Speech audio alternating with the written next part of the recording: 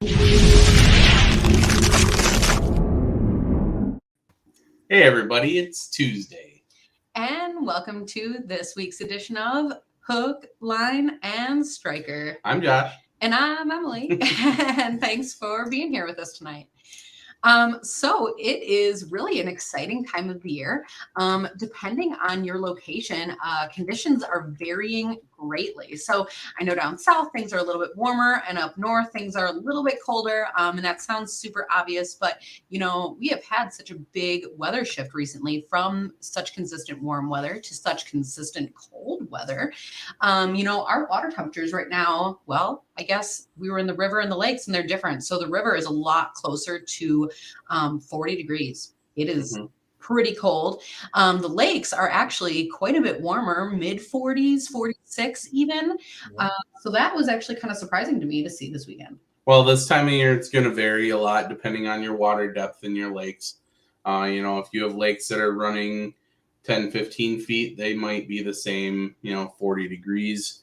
They'll cool down faster. The lake we were fishing is like 60 some feet deep, so that's going to take a little bit longer to cool down. But yeah, we saw pretty wide varying temperatures, and a lot of lakes around us are just hitting or in the middle of turnover right now. So you drive around and they all look scummy, and it's not a bad time to fish. The fish are still hungry. They're just not all schooled up right now. So just go out there, be persistent, and, grind it out. The other thing that we did notice for panfish is, when you're going out and looking for fish, we found tons of fish, 35 plus feet of water, huge schools that honestly, I would have loved to fish and were probably honestly some of the bigger fish, but we did not plan to keep anything. We are mostly just catch and release. And so to fish those fish is kind of a disservice to the lake. And so we unfortunately chose to skip that. And we fished some brush that I want to say it was shallower, but really it was still 20 feet of water, but maybe a little less than that. But, at that depth, that was still a place where those fish were easy to revive and they swam straight back down. And so that was a much better time for us. And I think the fish as well. Yeah. In those deeper lakes, they haven't completely turned over right now, so we were getting some of the mid-basin fish, and yeah, when they get past that, around that 25 to 30 foot mark, they can get the bends pretty easy, especially if you don't take your time pulling them up. So if you're not going to keep them, might as well just wait until they move back up into their feeding areas. So just wait until ice season. Yeah. There's lots of water under 20 feet that holds fish. Right. Just track them down. Yep. Yeah. So Matt, thanks for being here. Big Fish Encounters. Can you tell us about yourself? Yeah, absolutely.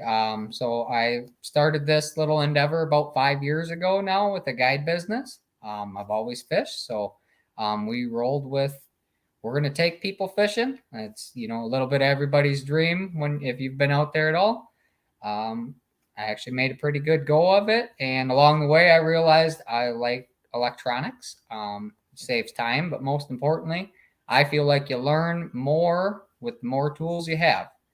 I got hooked up with Garmin a few years ago, and ever since then, I've kind of branched out and decided to retail these as well. So now I have a store in Chippewa Falls, Wisconsin. I cater to Garmin, Humminbird, Lowrance. Not necessarily too picky on brands. I try to know about everything that I sell, so I don't really want to be the guy that just runs his mouth and can't back it up. So I try them out. I personally put them on the water. I get to fish a lot more when I do that, so it's a good excuse to go fishing, I think. You get to see them, relate, this one does this better, that one does that better, but most importantly, catch a lot of fish and educate people to do the same. Absolutely. And electronics is something that I definitely plan to ask a little bit about. But to be honest, I'm going to make people wait a little bit. But that's with good intention. So if people at home have questions, have comments, have thoughts about electronics, Yeah. what you're using or what you're not, put that in our comment section because we would love to talk about that as we talk about electronics. Hey, Eric. Before we do get there, one thing that we started talking about, kind of right before the episode is this transition from this open water season into ice. We're not quite to that transition yet. We like to say that we are because it's exciting. But there is quite a whole lot of, let's say, etiquette that goes into using some of these boat ramps as we get into these colder and ice seasons. So, as a guide or as somebody who is out there and using these ramps in these conditions, what can you tell us about this? Yeah. So one of the biggest things people want to tell you or let you know is that your trailer, your boat, it has a lot of water attached to it or inside of the frame. If that water gets onto that slanted ramp, we all know how slippery that ice is when it's flat. It's a lot worse when it's at a few degrees slope. You want that trailer to drain about as good as you can. So you pull forward maybe 1 foot at a time and you're using your mirrors and you're watching that water come out. And as that water is down to nothing but a drip, you pull forward a little bit more. And the idea is that you're not spraying down that slanted landing on these cold mornings or evenings. Even in this cold water, some people choose to fish after dark. A lot of people leave beforehand. So when we come there to the landing a couple hours later, it's generally pretty slick. That's the next note. Sand, in my opinion, is better than salt when you're talking about right next to the landing. So, leave the salt at home, especially when we hit that, today might be the boat, tomorrow might be the auger. So we don't want to see any salt near the landings. Stick to that good sand. And it works great for the weight in the back. So you should probably have a couple of them anyways. That's actually a really fabulous point, though, because people do think about salting the landings and all of that stuff. But gosh, the more salt that you put at those landings is going to be the harder it is for it to freeze, first of all. Fish don't really love that salt. But man, your auger and your boat and your trailer, man, that really does hate that salt. So if you are putting that down and then dunking your equipment right into it, to be honest, I've never even thought about that. So sand would not have that effect. But man, salt really does eat through things. That's really crazy. Yeah, very much so. Well, and just take a couple extra minutes at the boat landing. It's not as crazy as the summertime. A lot of times, there isn't a whole big lineup for boats going in and out this time of year. So just pull your trailer up till the frame is above the water, even just overhanging the water a little bit, as long as it's out of the water, and just let it drain back into the water body. Nobody's gonna yell at you for having to wait a little bit because they'd rather save their tailbone than a couple extra minutes on at the landing. Yeah. And then that said, as soon as you can safely walk behind the boat, if there's time, that would be a good spot to drain the boat motor. Otherwise, if you're able to pull a good distance away from that landing to where that water's not going to affect anybody, at that point, you don't want that water sitting in your outboard when it's cold like this. You want to tip that as far down as it will let you and give it a good minute. Some people choose to give the motor a quick tap. I don't personally. I believe in the self-draining feature. So I just let it drain for, a good minute to two, which is also how long I feel it should take you to get that trailer out of the water. 2 full minutes probably to get up that landing. There's no rush. Most of these guys want the heat in the truck right away anyways. That's actually a really funny point. They secretly appreciate that you're taking a long time in there. Jonathan Hafner, thanks for tuning in. He's pointing out to pure Wisconsin people are terrible and that the landings get really icy. Honestly, one of the things I have to point out about that is that it is a very busy place. And I just have to hope that these are these people that we can help educate and that maybe they don't know this. I know, especially with COVID, there's a ton of new boaters. There's a ton of new anglers. And I think that the drill is so ingrained in people's heads to get out of the way, get out of there, get in and move. But, to take the time during the season is especially important. And so maybe take the moment to explain that to them as well in a really nice way. No rush this time of year. Safety first. Usually when you get in a rush, that's when you forget stuff and do things wrong anyways. Yeah. We got a hint on something there? got in a rush the other day. And no, funny thing is I got in a rush. I was super excited to get out on the water. And I skipped one step in the launching process, and I left one of the straps attached to the boat.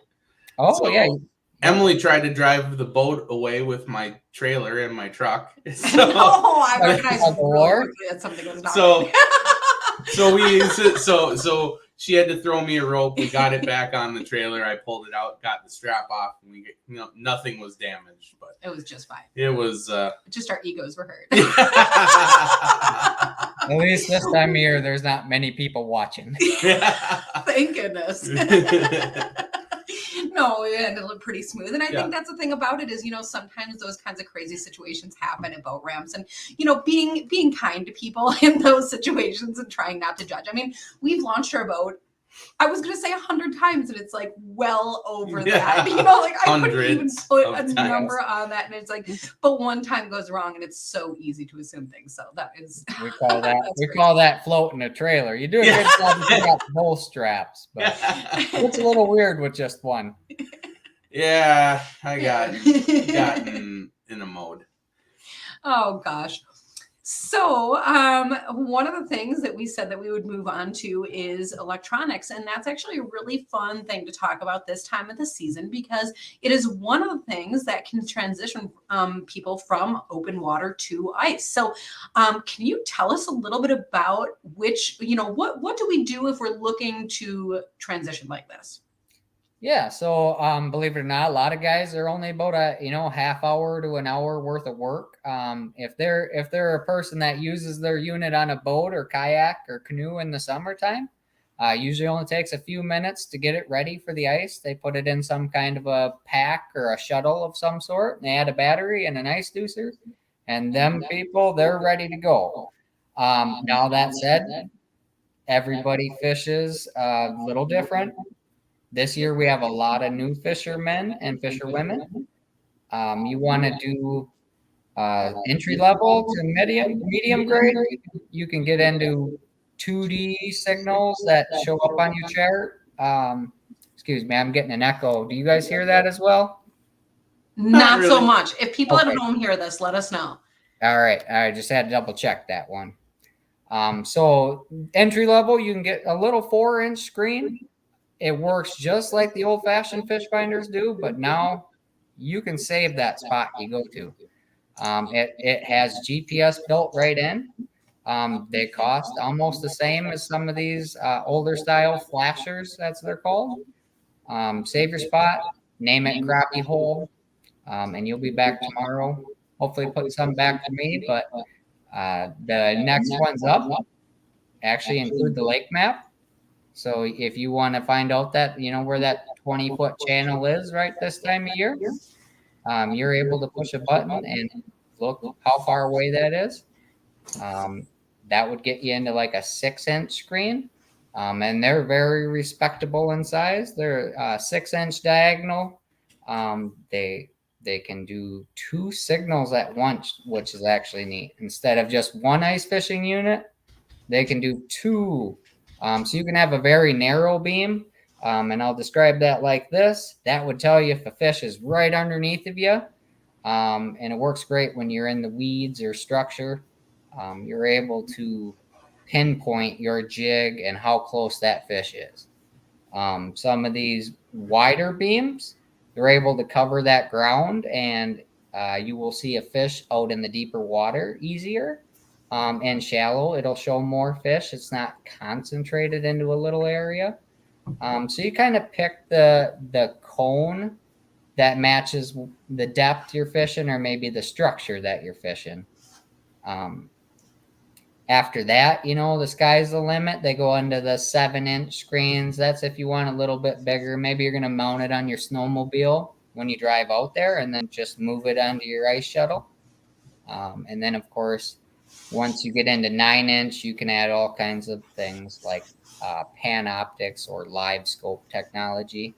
And there's going to be some great Black Friday type sales on everything involved. And I'm maybe even hearing a hint of a rebate on that live scope. So if you have been interested in that at all, maybe watch that. Don't jump the gun. You can't buy it until that rebate starts, if there is one.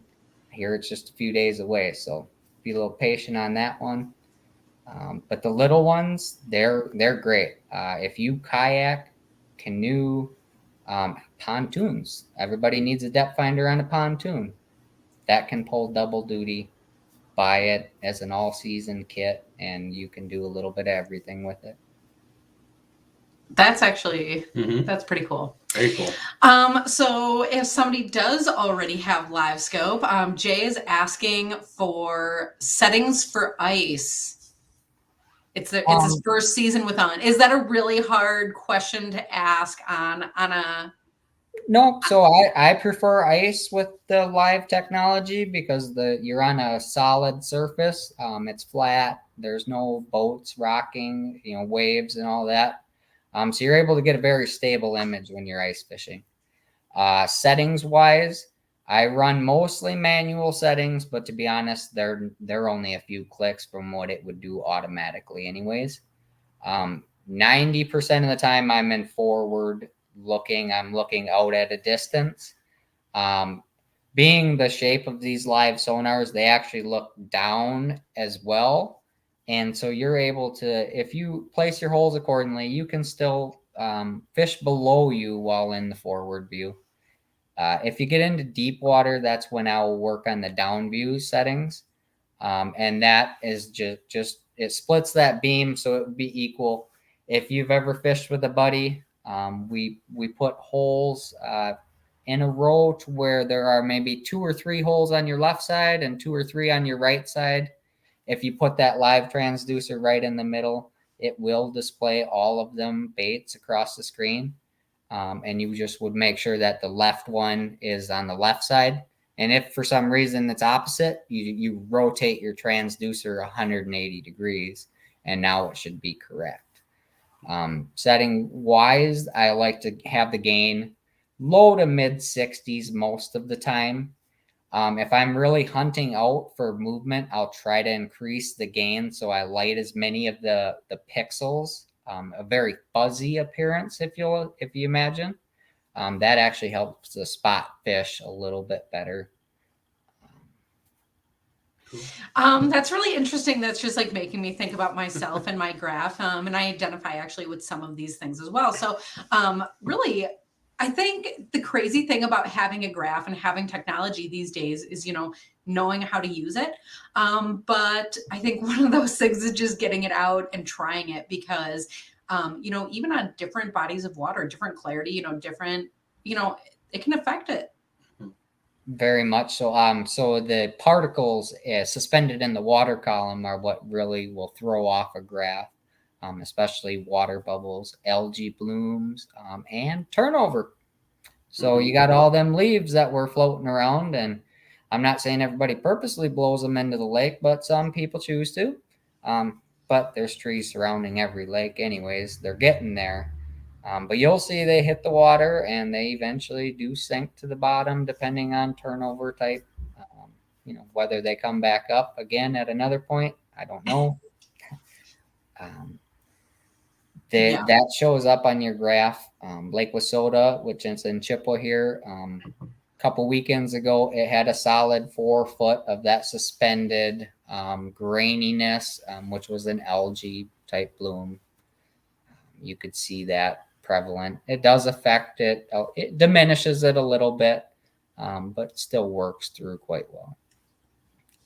Nice. Yeah. So we talked a little bit about some of the really new equipment that's out. If you are somebody who's brand new to ice fishing, or maybe you're buying a graph for, one of your children this year, what is your go-to for that?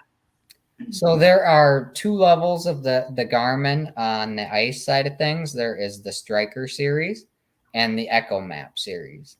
And Echo Map will have your lake maps with it. And the Striker series would be a fish finder that has GPS capabilities.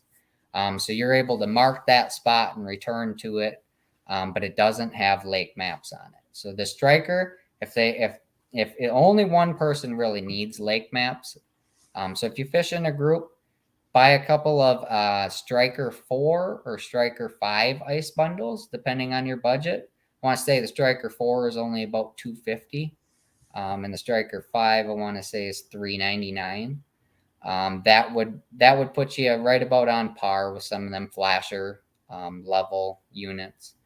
They work great. A lot of these kids have technology ingrained in them already, so they can adjust than I can probably. Lots of color options on them is one good thing. So I personally have 3 of the friends I fish with have color blind, to a certain extent. So you always ask them what color jig they have on, or they're changing the settings on the unit that I give them so they can see a little bit better. So that is one thing you may not think about it, but hey, kitty, they being able to adapt the color for the brightness, being able to save waypoints. If you are looking to, up the game a little bit, when you hit that Echo Map 63, it includes your lake maps. Now you know where to go. You can, analyze and make a game plan with your buddies and go drill a few holes and explore. Touchscreen happens at that 7-inch mark.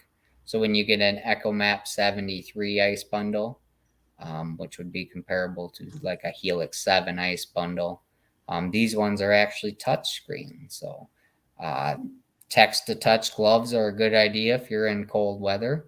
But most guys fish one-handed or one-gloved, I'll say.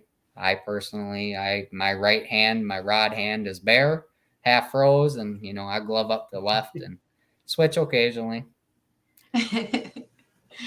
Yeah, I love that idea, touchscreen graph. That just makes a lot of sense to me. There's a lot of times I want to interact with my graph and I'm like, oh, I have a button instead. That the touch works excellent if you're a waypointer. Right? A person who saves a lot of waypoints and you like to name those waypoints, you get a full width keyboard on there to name waypoints. So you're able to type pretty decent on the 6 and 7-inch screens. 4 inches are a little broken, so you gotta type and segmented. But once you get up in that 6 and 7-inch range, you got a keyboard to work with. You can easily save it. I mark a lot of weed edges, a lot of openings, a lot of down timber, rocks, boulders. Everybody loves a big boulder out in the middle of nowhere. Any kind of structure, it holds fish at one point of the season or another. Yeah, that's for sure. And some pieces hold it 365 days a year. I've been to spots that have fish on them every single day. The honey hole, I think, is probably where that was termed. We have Jonathan here asking, would you recommend a lake chip if you have the one with the graph, or are the maps pretty accurate on the Sonar? Yeah, in some spots they can be hit or miss, but they are more accurate than they are not. Where you would want to have a map card is if you fish a body of water that the levels rise and fall. A reservoir, if you will, i.e. chippewa flowage. It has a tendency to go down every winter and then rise up again in the spring and throughout that summer period, depending on our extremely dry this year, lack of rain, or an abundance on other years. You're able to adjust accordingly, and you can take 2, 4, 6, 8 feet off. It's many, I think it goes up to 99 feet. Hopefully, that may be the guys in California, but that's not necessarily us. Number 2 would be satellite imagery of the shoreline is actually a pretty helpful. You can see them points extend out into the lake. You can see the weed beds. So that goes a long ways. And then if you do fish the bigger lakes, i.e. Lake of the Woods, Mille Lacs, they do have some of that higher relief shading. And that just gives you that more 3D feel of what is this, I can read a lake map, but I think, now you have, a 3D almost representation. It makes it a lot easier to interpret. So the map card does have its use. And most people don't know it. And I like to save money, especially for my customers. You get 1 free update for the first year of every unit that you buy Garmin-wise. So if it has maps and you wait, 11 months, you can update those maps to the newest level free of charge. Just don't wait 12 months because then you cost it. And the map card is the exact same as well. So get your money's worth out of them. Garmin typically updates the maps twice a year. So if you're watching or a little bit, you can wait till after that newest update and then get in on that for no charge. Well, and I love one of the things that you're pointing out about if you are the type of person that is fishing a flowage system, that you can set that offset of that depth, because that's everything when you're fishing. It's easy to look at a map and take it for face value, but if you don't adjust for what those water levels have changed, that can make all the difference in your day. Gosh, I was honestly thinking about that just today because I was thinking if we ice fish the Chippewa flowage. Just funny. What's really funny is it can keep you from sticking your auger right in the dirt. So you want to fish that nice little 8-foot point, or get into 6 feet of water and put that tip up for the northern. Well, lo and behold, they took 6.5 feet off of her or so last year, I think it was. That might be a muddy hole by the time you get through it. So being able to you don't take hit rock, yeah. Or that could be worse. Well, and that's exactly what I was thinking about, because it's so easy to look at, the contours of the outside, the shorelines, and like account for that. But you forget about the humps and all of those different things when you're looking for those different depths, you get wrapped up into it. So to be able to offset that to begin with, and then you can just go out and fish, man, that's really awesome. And fish out them old river channels. That's all, a lot of these reservoirs, that's where the life is the old river channel and the structure in there. That's awesome.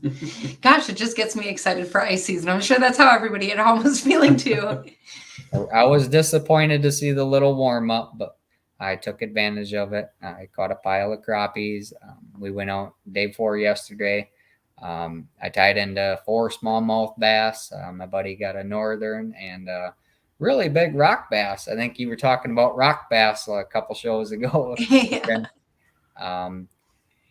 The smallmouth, they were great though. We had to go old fashioned on them. All this technology, and I pulled out a slip bobber and a minnow to round them up. It was a good day though. That's awesome.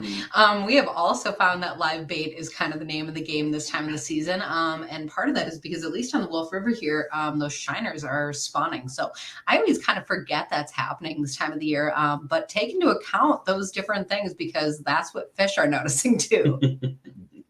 Follow the food. Yeah, that's for sure. So sounds like your fishing is pretty good. What are you thinking about going into winter here? What are you getting ready, and what does that look like? Oh, we are around the clock just about right now. We are realistically probably only 20 days from fishing somewhere. I typically start the guide season after Christmas, around first of the year, depending ice conditions. We operate out of Chippewa flowage and surrounding lakes. The shacks this year, we have 4 shacks available to rent. They had stellar year last year, so we are expecting that. I know a lot of my customers put some back, so we'll see. There should be a banner year. The smallmouth, we all dropped our jaw at the quality of the smallmouth last year. I think one of the days that were nicer at the end of the season, we pulled up 14 smallmouth in one day, and every one of them were over 15 inches. So that when you're catching, smallies through the ice, that's a blast. Bait shop bluegills, that should get anybody's attention. You hear the term bait shop bluegill, you walk into the bait shop and you see that bluegill on the wall, you'd swear it doesn't exist. I've never seen anything like that. I've gotten them, healthy ones, big ones, but never a bait shop bluegill. Last year, I got to see one of them firsthand. My lucky lady, she set the hook, and it was on my pole, so I can kind of tell the bend in that bad boy, and I knew right away something was on there, and up shot that just ginormous bait shop bluegill, and so I hope to see a few more of them this year, as wide as they are tall, hopefully. Yeah. That's so exciting. I'm like ready to come for a trip. Did you say 20 days? I'll book that. Yeah, well, you can usually get out there by the second weekend of gun season or just after Thanksgiving. But I like to, I use that for sharpening the skills and tracking fish down. And we hope to see everybody from the first until the last weekend of the game fish season. We have a pretty close to full schedule already. So I want to get that out there right away. If you are looking for a weekend and a Yeti, I don't want you to delay too long. The big live scope Yeti, if you will, the one that has live scope on 2 big screens, that's fully booked for the season. So if you have some weekdays and you want to try that shack, you should put them days in because there's not going to be many left of those. If you want to get your children out on the water, we have shacks that are perfect for an adult or 2 adults and some kids. Compact, efficient, easy to move, so we can stay on top of them. And then if you have, some bigger groups, we can put a little colony out there and we'll park shacks side by side and everybody can get their own. But I urge you, if you're planning to come fish big fish encounters, get those dates in early.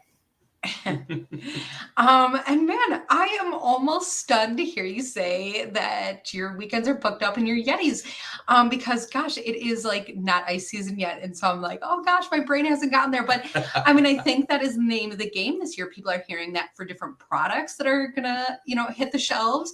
If you have things in mind, get after it because like you're saying, these things are booking up and, selling out because people are just having so much fun doing different things like this. I mean, it is such an experience to be able to go out and stay in a Yeti like that. I mean, who wouldn't love that? Yep. And to be honest, like if you have to go and VRBO or bed and breakfast a place or even the good old fashioned hotel, you are spending 70% likely of what you would spend to come fish with me. And you still got to drive to the lake. You still got to find the fish. You're showing up to holes drilled and heat on. My shacks are very comfortable. I do a good job taking care of them, moving them around. And I listen to feedback most importantly. I call it multi-species fishing. I'll do my best to chase, that target that you're after. But a lot of it is we're going to hit the most active spots we can that hold quality fish. And they're going to come through at some point. So I always hint at hole covers. It's ice fishing. You drill the hole in the lake, it's going to freeze back up, I promise. So hole covers go a long ways. Even if you got the polar or thermal type of tip-ups, make sure you put some of that powdered snow around it. Seal it up good, and you are going to catch a lot more fish when your hole is not iced up. So that's my advice anyways. That's honestly a great tip all around. And I think especially in Wisconsin, there's kind of a culture of like set your tip ups and like watch them out of the corner of your eye. But to go over there, yeah, but to go over there, do some maintenance, just make sure that your holes aren't freezing in. It's such a simple thing just to walk over there, even if you're just kicking them in a little bit, but to not have that much ice in your line. Yeah, that's a big ice fishing key. So when you, and number 2, I'd say is when you fish a lot of structure, is I make my round of tip ups or tip downs, whatever they be. And then when I get to that last one, I go back through, maybe 5 or 10 minutes later.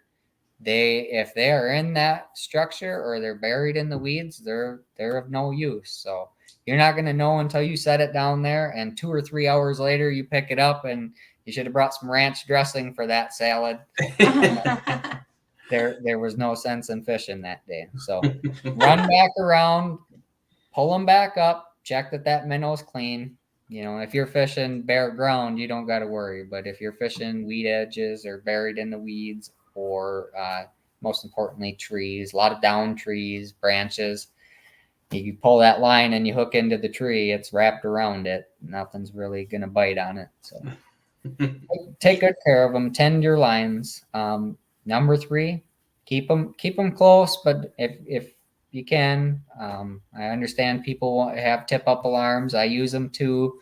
That doesn't mean set that bad boy hundreds and hundreds of yards away. In my opinion. I can't run that fast anyways. No, I always slip on the way. I do love when there's a little bit of traction on the ice. Yeah. The first few days, they're a little treacherous. Minnow buckets have not survived. Yeah, I believe that. Oh my gosh. So, one of the things that I'm really excited about this winter is, we have a big otter monster lodge. And so there's this whole trend in, what do they call it? Ice camping, hot tenting. That's the word I'm looking for. But, also there's people out there, like you were talking about earlier, the Yetis. So some, camping on the ice, I think, is new for some people. But I think, at least in Wisconsin, some of this night fishing is something that's new to some people. You see everyone go out during the day and hang out. But I think that, I know, in some cases, you don't see that many people doing night fishing. So can you give us some tips on that? Yeah, absolutely. Some of our best fish came last year between the hours of 11 p.m. and 3 a.m. So it's easy to get them 11 and 12 ones. It's not as easy to stay up and jig for them 1, 2, and 3 ones. I did best using small lipless type crankbaits, as well as jigging wrap style baits where they have fins. I typically either clip the front hook or the tail hook when I use like a jigging wrap. I've unfortunately lost too many fish at the hole with that extra hook. So I don't clip them both. Choose one, sacrifice one. I almost never catch one on the front hook. I tend to take that one off. Other people, that's up to them. But I've noticed a lot more fish making it to the top of the hole instead of the bottom of the hole. That's actually a really great tip, and kind of a cool way to customize that bait. Sometimes I get so caught up in night fishing and put on a little tungsten and glow in the dark. But fish, real minnows, don't glow, so having something that's reflective or about the same size. I love the different things that you're throwing out there. So that's something I'm going to try this year. Mm-hmm. Yeah, some kind of bait, and then with a dead stick or finicky fooler was kind of my favorite one for the walleyes last year.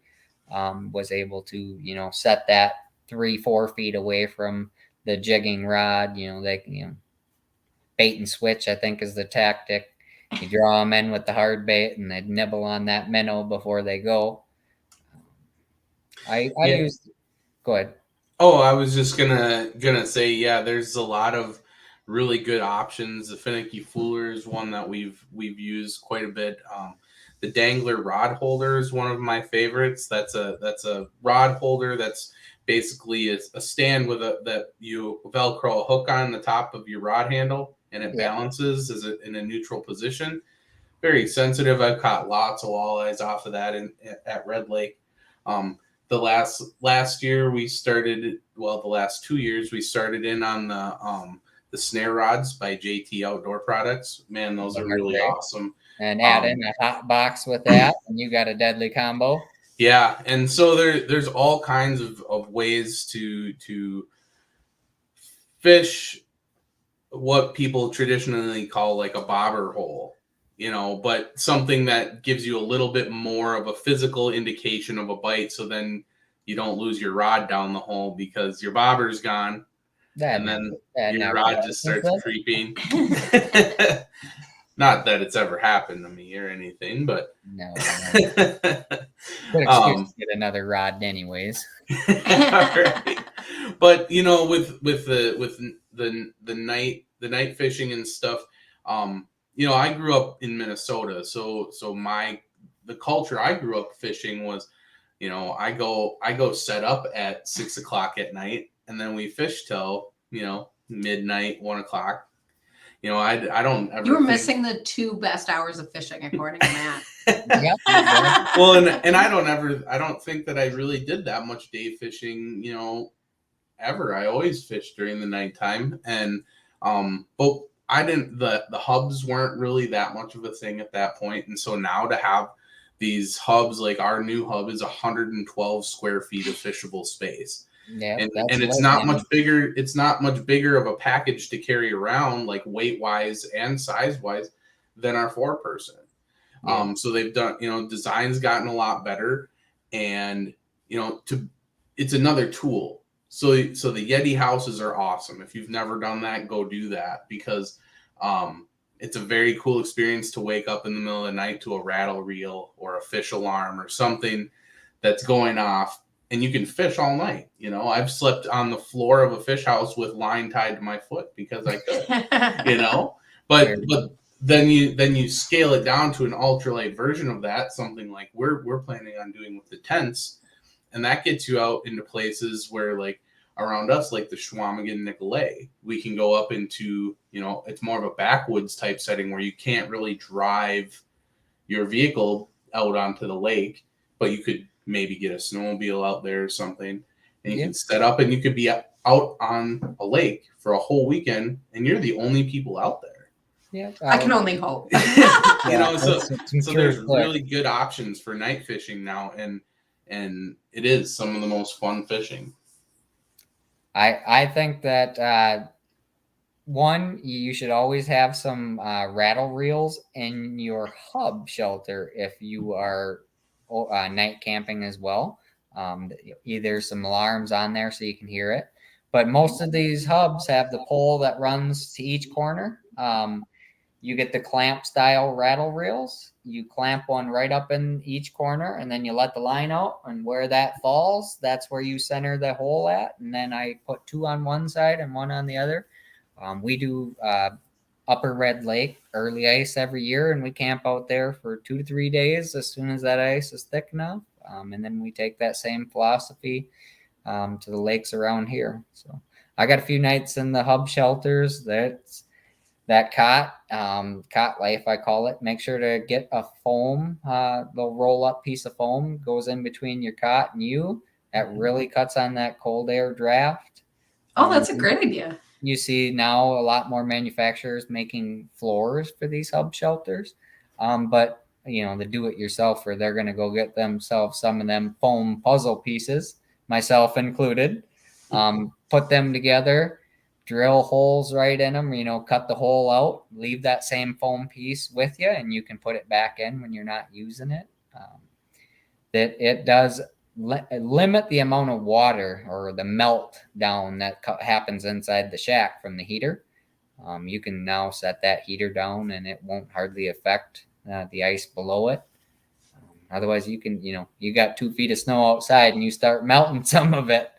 I hope you got waterproof boots. Well, and that brings up a good point. I think, I don't know, maybe we had said something in passing in one of the other episodes, but just elevating, your buddy heater or your wood stove or what have you, just a little bit off the ice. It doesn't take much. A lot of us use milk crates to transport stuff, to keep stuff organized in the sled, just because they're a good size, they're lightweight. Just flip it over. Then you just put your heater on top of that, and it keeps that air gap. I use stackable totes with locking lids. That's how I transport a lot of gear to prevent losing and tangles and all that. Tip ups, tip downs, they all fit in there real good. And I'm able to put the heater right on top of it. It doesn't get down near the ice. Cook a few hot dogs across there, maybe a hot pocket too. That's a good idea. Actually, Mhm. actually throw a hot pocket on there. Yep. I like that. I never thought of that one. I don't know why. I had a granola bar that was a little frozen one day. I tried to thaw that in the heater.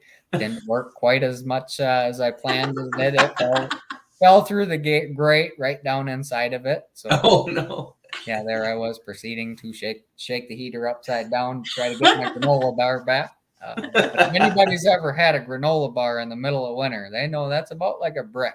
They work Yeah, it's like a on rock. Yeah. That's really funny. Um, Oh my I'll- gosh. Anybody at touch home on that has an awesome on ice snack, let us know because I'm not ready for frozen granola bars. Nope. I'll touch on this. I know they say always bring a carbon monoxide alarm with you, and it's a good idea. Personally, I've used the buddy heater a lot, and they say it's indoor safe. On medium and high, I feel that's likely so, but on low, I've personally seen it trigger a carbon monoxide alarm that does have numbers on it more than once. So, if you are a person that's going to sleep in your shack, have a carbon monoxide alarm, and it's carbon monoxide, not dioxide. A lot of people think it's the opposite. Both, I think, will kill you in the right levels, but carbon monoxide is the silent killer. Then low seems to be the trigger on that, in my opinion. So medium or higher, or shut it off and run in segments. I know there's another brand of heater that is now thermostat controlled. They're the one that have the refillable cylinders. So if you already have them 1 pound cylinders that are refillable, Yeah. that company has a heater that's thermostat controlled this year instead of same shape and size as a buddy heater about, but they have a thermostat. So that may make fishing a little more comfortable if you're in between 1 and 2 or 2 and 3. Yeah. That's actually really cool. And that actually makes me really excited for some of these shows and expos that are coming up because there's hopefully a ton of new stuff. And we would love to talk about that with those people as we see them. So cannot wait to, hopefully see that in person. And I always love to see your guys' feedback from the show. I might even be standing a few doors down and I'll still be watching it online. You guys do really good at that time of year. Oh my gosh. Well, anybody who, it's called Flame King. Yeah, that's right. I was trying to think of the name and I could not come up with it. So Jay, thank you so much for thinking of that. And anybody else who is at shows and expos, definitely come and stop by the Striker booth because that's going to be so exciting. So much great stuff. All kinds of new sweatshirts and stuff. Yeah, we're all wearing such awesome stuff. So come and check it out. But also if you see us, if it's at the booth or if it's walking around, definitely come and say hi to us as well because, we love to see you guys too and give you a high five at least. Yeah. Everybody. And we'll, just to plug quick, Friday, Saturday, and Sunday we'll be going live on the Crappie Junction page here. I also think that I found a way to do it to YouTube at the same time. So it might look a little similar to this setup, but we'll see. We'll see how it works out. And I'm excited. Todd's a great, Todd over there at Dakota Angler. He puts on a great show. That convention center, Sioux Falls, is a great place. It's just super exciting. Well, and I would like to say that I'm looking forward to next week to tell you how it went, but I'm more excited for it to get here first. So we'll cross that bridge when we get there. So also before we get too far down that road, we talked all kinds of fishing and we talked about all kinds of adventures that you have with Big Fish Encounters. So if people do have maybe a week date available or, if they're looking to get a hold of you for a trip, can you remind us how to do that? Yeah, so we have the website that lets you check out the shacks a little bit. Hit the sidebar and you'll see the shacks tab. You can see what we offer and the rates there. And I'll just touch on that. We have 4 shacks. Only the big and most popular is full on the weekend. So the The smaller and the medium shacks, we still have weekend availability. The first one people ask about, though, the one with the live scope built right in on the big screen, that's the one that's booked. But I've named them Yeti 3.0, 3.5, 4.0, and 5.0. Essentially, if you drop one off, that's the perfect adult size for it. So the 3.0 is perfect for 2 adults or 2 adults and a kid. The 3.5 would be perfect for 2 adults and 2 kids, or 3 adults by themselves. The 4.0, that's up to you. It'll fit 4 adults. It'd fit probably 5 if you had some kids in there. And then Yeti 5.0, that's catered to five adults, but 4 would work best.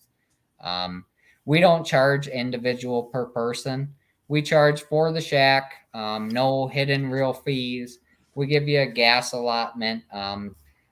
Lots of increase in prices this year all across the board. I tried not to carry too much of that onto my customers this year. So not much has changed since last year. I doubt you'll notice a change in pricing if you come back again. We have, I would say, 50% of open dates on the weekend in the smaller 2 shacks. One thing I guess I didn't hint at, if anybody has heard of the Bluegill Jigs Up Bluegills Jigs Up ice fishing contest on Lake Wissota, we're going to donate 2 shacks for the weigh-in station. So the weigh-in for the big Jigs Up tournament here, that's going to be in a big fish encounter shack. So you'll get to see it firsthand, and maybe you'll weigh a winning fish at one this year. So that's really fun. Yeah. And for people who maybe cannot make it on a trip this year, you still post all kinds of stuff to social media. Can you remind us how we can follow you? Yeah, I have the guide page is just Big Fish Encounters or BFE Guide. My social page is Mat Rowan, and I'm one of the weird ones. There's only one T in Matt, M-A-T. And then, privacy settings are so-so. You have to be a friend of a friend to add me, just because of the amount of people. But don't be afraid to send a message, and I will add you for sure. You're welcome to hit that follow button either way. I post a lot more when the ice season comes, and then during the summer, it's a lot of education trips. Take people out, teach them how to fish, or teach them how to run their electronics. But I love the ice season. That's number one in my book. We're lucky enough to get anywhere from, I call it 70 days for my season, but realistically, we are pushing 100+ days of ice, and I try to fish at least 99 of them. Yeah. Yeah, me too. Oh my gosh, awesome. Well, we could sit here and talk fishing all night, but it is that time where we've got to start wrapping up. So Matt, thank you for being here with us tonight, because that is always a ton of fun. Thank you. I enjoy it. I like to laugh a little bit and make sure everybody had a little bit of good time. So I hope to see you. And if not, be safe. Catch a lot of big fish. Maybe put a few back, but by all means, share your trophies. Let everybody see them, and that smile that you will have for a long time afterwards. Yeah, that's perfect. So with that, looking forward to next week's edition of Hook, Line, and Striker.